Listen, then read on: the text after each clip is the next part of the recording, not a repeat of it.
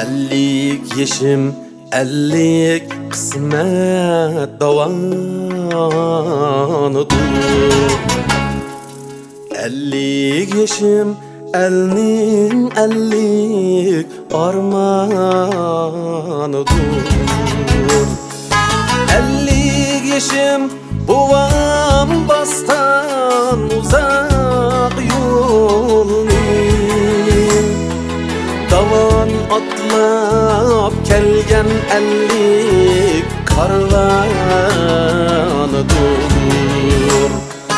Ellik yeşim, buvam bastan uzak yolni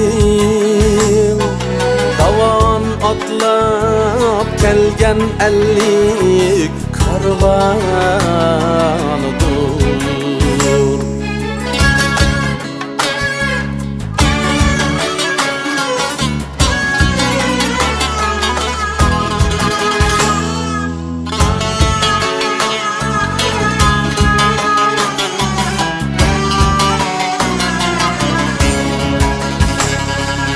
Ellik yeşim, el kürkige zinnet bergen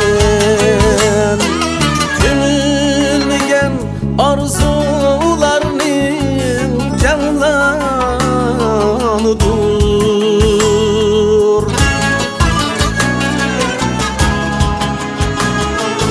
Ellik yeşim, ellik kuşnin gül gunçsi Yaka yırtmay tozup ketken hazanıdır. Ellik yeşim, ellik kuşnin gül gunçsi Yaka yırtmay tozup ketken hazanıdır.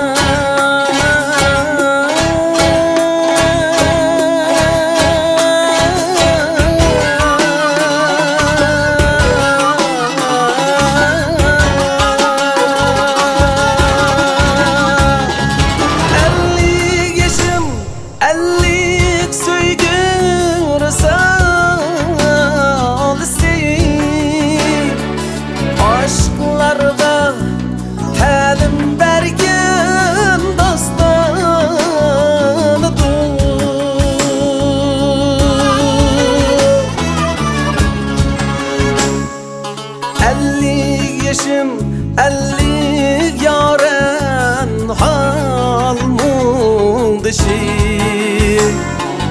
Bolgan garip bir aşka astanıdır.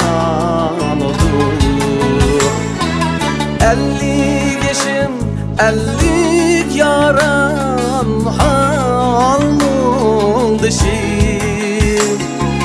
Bolgan garip bir aşka astanıdır. Ellik yeşim, ellik kısmet davan